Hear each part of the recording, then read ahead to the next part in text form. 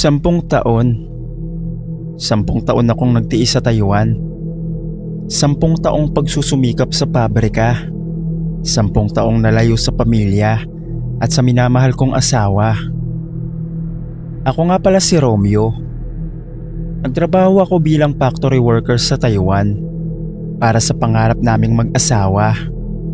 Si Maria, ang babaeng iniwan ko sa Pilipinas. Pangarap naming umasenso at makapagpagawa ng bahay. Tuwing sahod ko, agad kong pinapadala yun para sa aming mag-asawa, para maitabi. Tinitipid ko ang sarili ko. Isang kanin at itlog lang ang kinakain ko madalas. Hindi ako bumibili ng bagong damit. Hindi ako sumasama sa mga inuman ng mga katrabaho. Bawat pisong ipon ko ay para sa bahay na pinapangarap namin ni Maria. Hindi ako nagreklamo kahit mangitim ang mga kamay ko sa kakabaklas ng mga piyesa ng makina. Hindi ako nagreklamo kahit magkasakit ako. Basta alam kong may naghihintay sa akin sa Pilipinas. Sa loob ng 10 taon, nakapag-ipon ako. Matapos ang pangarap naming bahay, up and down yun, at may malawak na bakuran. Ipinadala ko ang huling bayad para sa bahay noong nakaraang buwan. Masaya ako. Sabik na akong umuwi. Pagkatapos ng lahat ng pagod at hirap, sa wakas, makakapiling ko na ulit ang asawa ko. Nagplano akong surpresahin si Maria. Hindi ako nagpaalam na uuwi ako. Gusto kong makita ang reaksyon niya, ang saya ng mga mata niya, ang yakap na magbabalik ng lahat ng panahong nawalay kami. Nag-impake ako ng mga damit, nagpaalam sa mga katrabaho, at sumakay sa eroplano pa uwing Pilipinas. Dumating ako sa Naiya ng alas 7 ng gabi. Sa isip ko, paulit-ulit kong ini-imagine yung eksena ng pag-uwi ko. Si Maria na tatakbo papunta sa akin, umiiyak at yayakapin ako. Pagdating ko sa baryo namin, napahinto ako sa harap ng bahay. Napakaganda nito, mas maganda kaysa sa inaasahan ko. Makintab yung mga dingding, maayos din yung hardin. Sa wakas, matutupad na ang lahat ng pangarap namin. Dahan-dahan akong pumasok sa bakuran.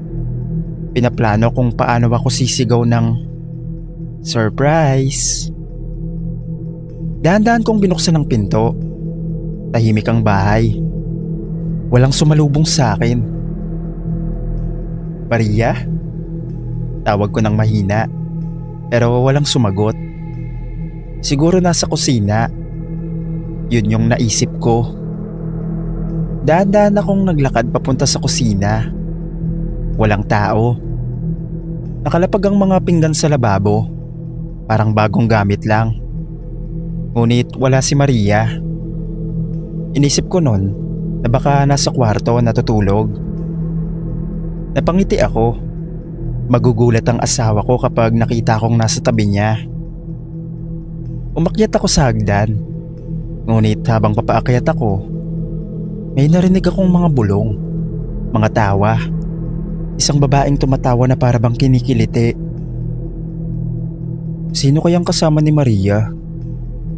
Baka naman may bisita lang. Pagdating ko sa itaas, bukas ang pinto ng kwarto.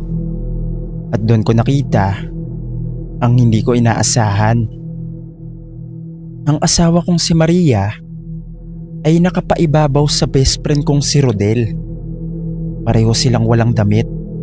Nagtatalik sila.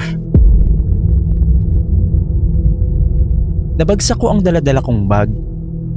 Malakas na ingay ang nagawa nito. Napatingin sila sa akin. Nagulat si Maria at si Rodel. Nanlamig ang buong katawan ko. Hindi ako makagalaw. Hindi ako makapagsalita. Para akong sinaksak sa dibdib ng 1,000 beses. Tumayo si Maria at nagmadaling kumuha ng kumot. Romeo, teka, magpapaliwanag ako. Sabi niya. Nanginginig ang boses niya. Hindi ako nagsalita. Tinitigan ko lang silang dalawa. Ang babaeng pinaghirapan ko ng 10 taon at ang kaibigang pinagkakatiwalaan ko, pareho silang nakaluhod ngayon sa harap ko. Nagmamakaawa, ngunit wala akong nararamdaman kundi sobrang sakit. Tumalikod ako at mabilis na bumaba ng hagdan. "Romeo, huwag kang umalis. Pakiusap," sabi ni Maria. Narinig ko pa yung mga yabag na humahabol sa akin. Naramdaman ko yung kamay na humawak sa braso ko. "Makinig ka naman." Nilingon ko siya. Nakita ko ang mga luha sa mga mata niya. Dati ang mga luhang yon ay nagpapalambot sa puso ko. Pero ngayon, wala na akong maramdaman. Itinulak ko siya palayo. Natumba siya sa sahig. Hindi ko na siya tinignan pa. Umalis ako ng bahay na yon. Hindi na ako lumingon pa. Umalis ako sa baryong yon. Sumakay ng unang bus na pupunta sa Quezon, ang probinsya ng mga magulang ko. Buong biyahe, wala akong ibang naisip kundi ang mga eksenang yun sa kwarto. 10 taon kong paghihirap, 10 taong kong pagtitiis. Lahat ipinadala ko, lahat ipinagkait ko sa sarili ko. Para saan? Para lang sa pagtataksil. Pagdating ko sa Quezon, nagulat ang mga magulang ko nang makita ako. Hindi nila inasahan yung pag-uwi ko, lalo na't hindi ko rin kasama si Maria. Tinanong ako ni nanay kung bakit daw ako umuwi at kung nasan si Maria. Hindi ako makasagot. Naramdaman ko ang pag-akyat ng luwas sa mga mata ko. Bumigay ang mga tuhod ko at napaluhod sa harapan nila. "Ma, wag na kayong magtanong. Sabi niyo, may mangkukulam pa raw dito sa baryo. Buhay pa ba siya?" Nagkatinginan ng mga magulang ko. Nag-alala sa akin si nanay at nagtanong kung bakit ko kailangan. "Sabihin niyo, buhay pa ba siya? Sagutin niyo ako." Halos pasigaw kong sabi. Tumango si nanay at halatang takot na takot. Buhay pa si Aling Mila. Nakatira pa rin siya dun sa may bundok." Hindi na ako nag-aksaya ng oras.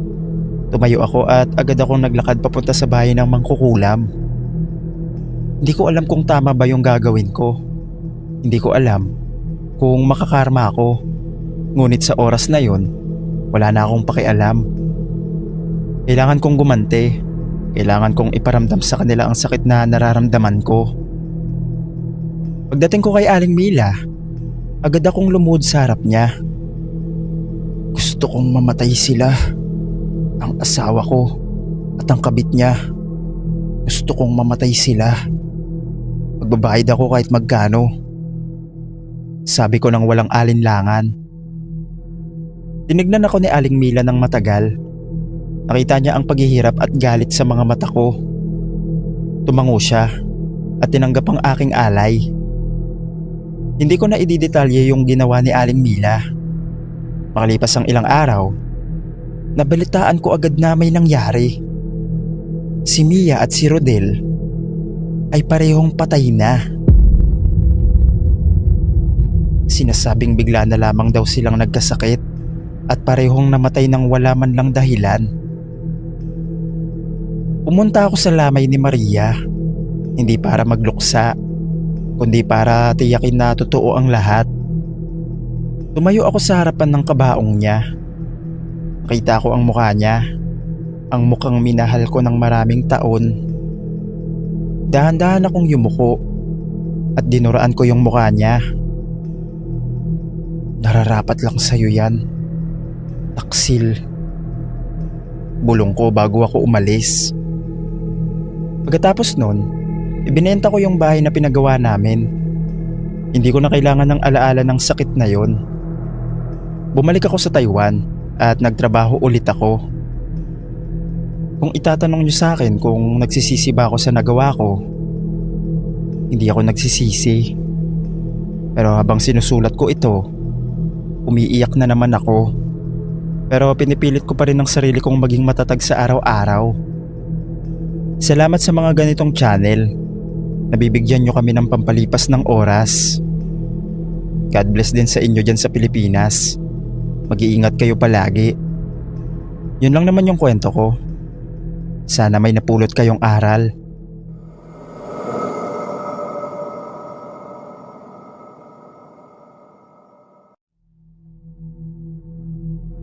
Noong nasa Taiwan pa ako bilang factory worker, night shift ang palagi kong schedule.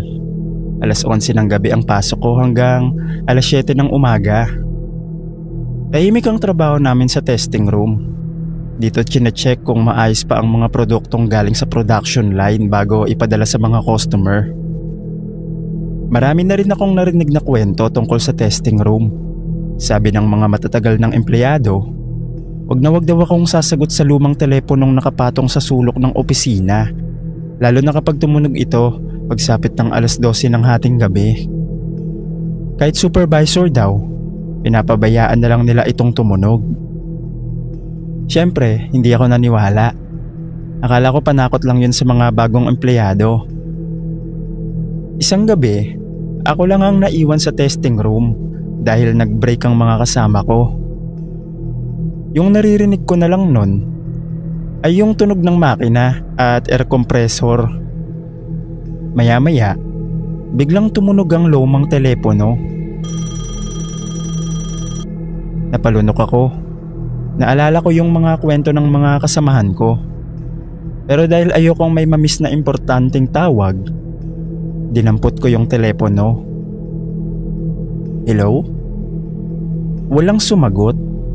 Pagkalipas ng ilang segundo, may narinig akong, "Tulungan mo ako." Nanlamig ang buong katawan ko. Boses yun ng lalaki. "Nasa loob pa rin ako. Ilabas mo ako." Napatingin ako sa paligid. Wala namang tao. Nasaan ka?" sabi ko. Sa kabilang linya, may tunog ng bakal na kumakalansing. Tapos bumalik yung boses. "Testing room. Hindi ako makalabas." Biglang naputol yung tawag. Inisip ko na baka kababayan dahil marunong siyang magtagalog. Eksakto namang bumalik ang isang Taiwanese na supervisor. Ikwento ko agad yung nangyari. Pero imbis na magulat, bigla siyang namutla. Dinala niya ako sa pantry at sinabihan akong wag ikwento sa iba.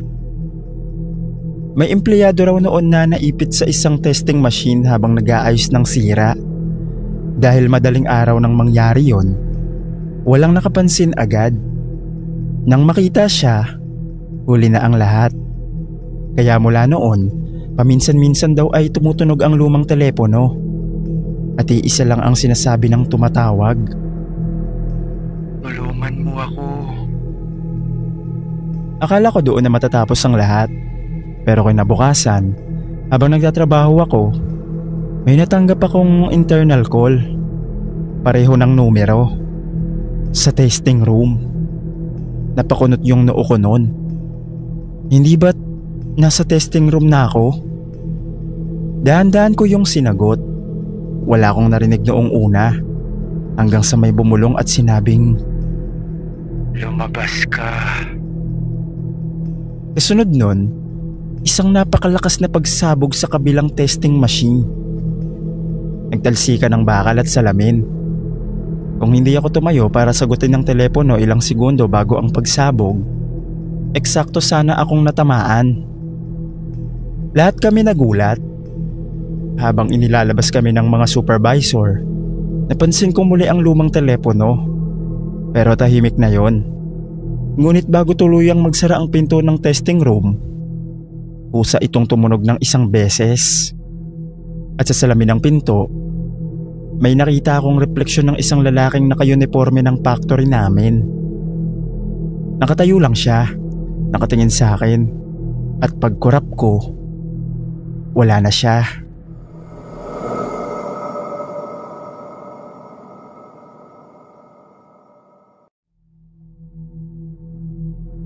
Ayoko sana itong ibahagi dahil nakakahiya, pero para na din sa lahat ng makakarinig nitong kwento ko, Sana maging aral ito sa inyo. Itago nyo na lang ako sa pangalang Carlo. 29 years old na ako. Binata, panganay sa 4 na magkakapatid. 5 taon na akong OFW dito sa Taiwan. Oo, 5 taon na. Dumating ako rito na puno ng pangarap. Akala ko madali lang. Akala ko konting sakripisyo lang.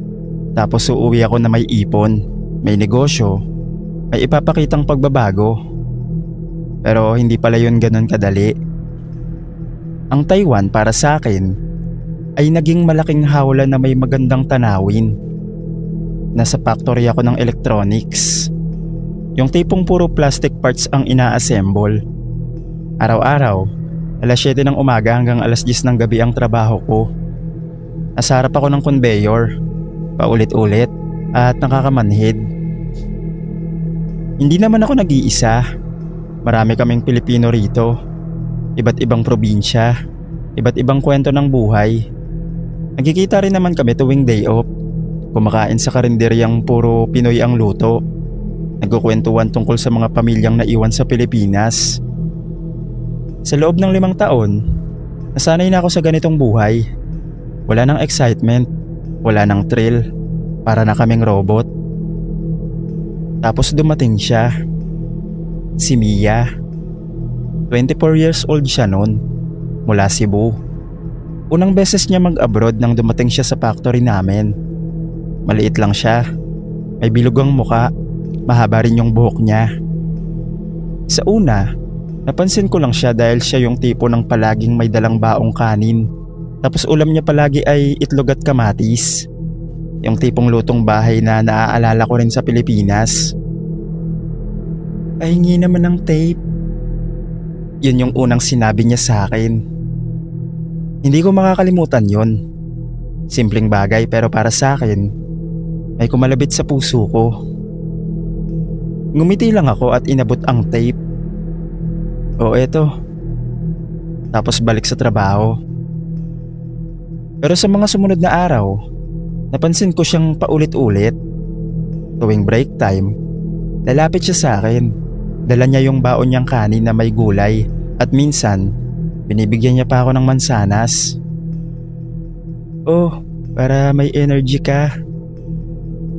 Naging rutina namin yon. Magkasabay kumain, magkwentuhan tungkol sa buhay sa Pilipinas, tungkol sa mga pangarap naming makauwi balang araw, at kwento niya ang pamilya niya sa Cebu. Ang nanay niyang may sakit, pati na rin yung mga kapatid niyang sinusuportahan niya. Ako naman, kwento ko ang Batangas, ang tatay kong jeepney driver, pati na rin yung nanay kong nagtitinda ng isda sa palengke. Sa totoo lang, naging masaya ako. Sa unang pagkakataon sa 5 taon, may inaasahan akong makita sa trabaho. Yung tipong gigising ka ng maaga kahit pagod ka, kasi alam mong makikita mo siya. Hindi ko mapaliwanag yung pakiramdam. Parang may init sa dibdib ko tuwing nakikita ko siya. Parang may kaba, may kilig, at may takot din. Pero may mali. May nararamdaman akong kakaiba sa tuwing kasama ko siya. Hindi ko maintindihan. Minsan napanaginipan ko rin siya. Nagigising na lang ako sa gitna ng gabi at pawis na pawis na hinahanap siya. Hindi ko alam kung ano nang nangyayari sa akin. Sa totoo lang, natakot ako. Kasi kahit gusto ko siya, alam kong may mali. Hindi dapat ganito. Sobra na yata ang nararamdaman ko. Ito na yung part na ikinahihiya ko. May dala kasi akong sekreto. Isang bagay na hindi ko pinagkakalat kahit kanino. Ang lola ko sa probinsya, si Lola Ising, kilala sa baryo namin bilang hilotera at may alam sa mga sinaunang gawain. Hindi ko alam kung maniniwala kayo, pero may lahi kaming manglalason. Hindi yung taong pumapatay ng tao. Ang tawag nila doon ay gayuma. Sinaunang kaalaman na ipinasa mula sa mga ninuno namin. Tinuruan ako ng lola ko noong bata pa ako. Hindi dahil gusto niya akong maging mangkukulam. kundi raw para may alam ako sa panahon ng pangangailangan. Hindi ko yun sineryoso noon. Pero sa gabing yon, hindi ko alam kung bakit, pero naisipan kong gamitin ang itinuro ng lola ko. Oo, alam kong mali. Hindi ko mapaliwanag kung bakit ko ginawa yun. Siguro dahil sa sobrang pagkagusto kay Mia. Siguro dahil takot akong mawala siya. Kaya kinuha ko ang maliit na pouch na dala-dala ko mula sa Pilipinas. May laman yon, mga tuyong dahon, isang maliit na buto, at isang pirasong papel na may nakasulat na dasal. Sinundan ko ang ritual na tinuro ng lola ko. Hindi ko na ikukwento ang detalye, pero ginawa ko yon habang umiiyak. Habang nagdadasal na sana mahalin din ako ni Mia. Kakaiba itong pamamaraan namin dahil hindi ito yung tipo na may ilalagay ka sa pagkain. Kinabukasan, nag-iba siya. Lumapit siya sa akin. Carlo, alam mo ba, hindi kita kayang iwan. Gusto kita palaging kasama. Sabi niya. Sa una, natuwa ako. Ang nasa isip ko nun, gumana na yung gayuma. Akala ko magiging masaya kami. Pero lumipas ang mga araw, lumipas ang mga linggo, at naging sobra na. Si Mia, hindi na siya yung dating nakakausap ko ng maayos. Parang nabaliw na siya sa akin. Na-obsess. Lagi siyang nakasunod sa akin kahit saan. Tuwing break time, umuupo na siya sa harap ko. Nakatingin sa akin ng walang tigil. Tapos kinachat niya rin ako kahit 3:00 na ng madaling araw. Umiiyak kapag hindi ko nare-replyan. Minsan, sumusunod siya sa akin hanggang sa dorm ko. Naghihintay sa labas kahit umuulan. Mahal kita, Carlo. Huwag mo kong iwan. Natakot na ako noon. Hindi na ito yung gusto ko. Hindi na ito si Mia. Para bang ibang tao na ang pumalit sa kanya. Yung dating matamis ng ngiti niya, nag-iba. Hindi na siya makapagtrabaho ng maayos. Tinawag siya ng supervisor namin dahil sa dami ng mali niyang nagagawa. At ang tanging bukang bibig niya ay ako. Kaya nagdesisyon akong lumayo. Hindi ko na siya pinapansin. Nagpalipat ako ng schedule, pati na rin ang pwesto sa factory. Hindi ko na sinasagot ang tawag, pati na rin yung mga chats niya. Masakit, oo. Kasi kahit papano, mahal ko siya. Pero mas nakakatakot yung nakikita ko sa kanya. Nalaman ng mga magulang niya ang nangyari at inutos na dalhin siya sa mental hospital. Oo, sa mental. Kasi hindi na talaga siya makontrol. Sumisigaw siya sa gitna ng factory. Hinahanap ako. Umiiyak at sinisigaw ang pangalan ko. Kahit nasa ospital na siya, lagi pa rin binabanggit yung pangalan ko. Hindi ko inamin sa kanila ang totoo. Hindi ko sinabi ang ginawa ko. Paano ko sasabihin? Ako ang may kasalanan? Ginayuma ko ang anak nyo? Hindi ko kaya. Kaya tumahimik na lang ako. Pero sa totoo lang hanggang ngayon, dala-dala ko pa rin ang konsensya. Tuwing gabi, bago ako matulog, naaalala ko si Mia. Naaalala ko yung mga mata niya na puno ng pagmamahal na hindi dapat ganon. Hanggang ngayon, nandito pa rin ako sa Taiwan. Nagtatrabaho pa rin sa factory. Kaya kung may matututunan man kayo sa kwento ko, ito lang yon. Huwag mong pilitin ang pag-ibig na hindi para sa'yo. Hindi mo kontrolado ang puso ng ibang tao. At kung may alam kang mahika, ingatan mo. Dahil ang bawat mahika, may kapalit. At ang kapalit nito, hanggang ngayon, ay ang konsensya na hindi pa rin ako pinapatulog sa gabi. Yun lang naman po yung kwento ko. Kung itatanong nyo kung bakit hindi ko nalang inalis yung gayuma, hindi ko rin alam kung paano. Dahil unang beses ko palang itong ginamit at hindi rin naituro ng lola ko sa akin kung paano alisin. Yun lang naman, Sir Dave. Salamat na agad kung sakaling mapili itong kwento ko.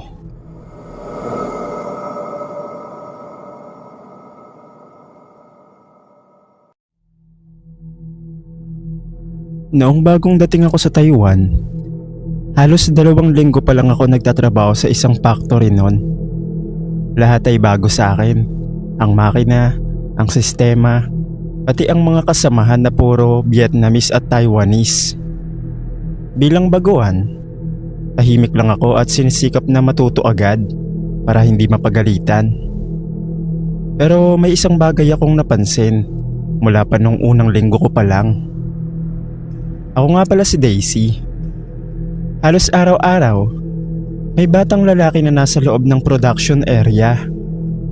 10 years old siguro yun. Nakasuot siya ng itim na t-shirt at itim na shorts. Minsan, nakatayo lang siya sa dulo. Minsan naman, naglalakad habang nakatingin sa mga empleyado. Hindi ko na lang pinansin. Ang unang pumasok sa isip ko nun, baka anak siya ng isa sa mga boss o supervisor.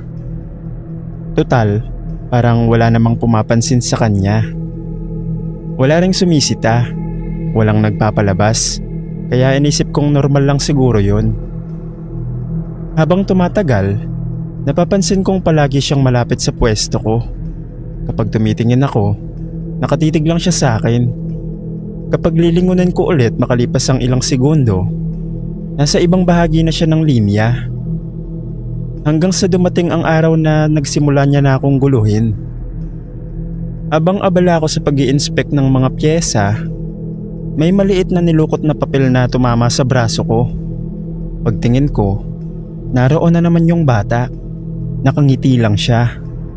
Akala ko nakikipaglaro lang, kaya hindi ko na pinansin. Ilang minuto ang lumipas, may isa na namang nilukot na papel na tumama sa balikat ko. Napabuntong hininga na ako. Simula nun, halos araw-araw, minsan isa, minsan 2 o 3 papel ang binabato niya sa akin. Hindi naman masakit, pero nakakairita dahil nawawala ako sa focus sa trabaho. May mga pagkakataon pang parang inaabangan niya akong lumingon bago siya ngumiti. Hindi na ako nakatiis. Lumapit ako sa manager namin. Sabi ko, "Sir, pwede po bang sabihan niyo yung batang laging nasa production? Ilang araw na po kasi akong ginugulo. Binabato ko ng papel habang nagtatrabaho." Bigla akong tinignan ng manager. Parang nagtataka yung mukha niya at tinanong kung anong bata daw. Ang sabi ko naman, yung batang lalaki na palaging nasa area. Tinanong niya pa ako kung sigurado ako at sinagot ko naman siya ng oo, sigurado ako. Tumingin yung manager sa akin tapos dahan-dahan na nagsalita at sinabi niya na wala raw batang pumapasok.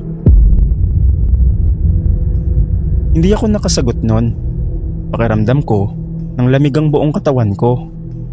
Sinubukan kong ipilit na baka hindi lang niya napapansin, pero seryoso ang tingin niya.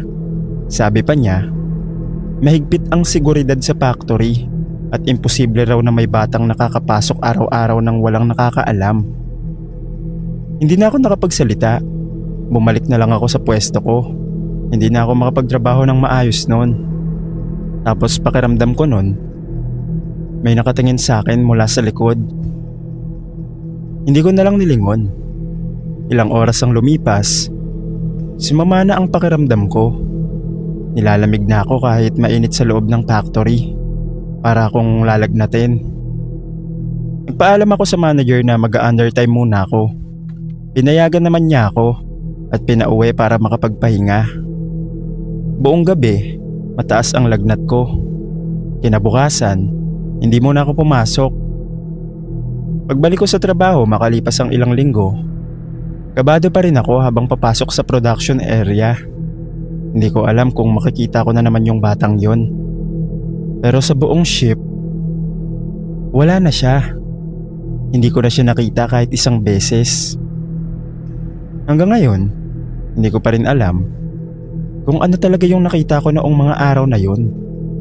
O baka namamalikmata lang ako dahil sabi rin ng mga kasamahan ko, wala naman daw talagang bata.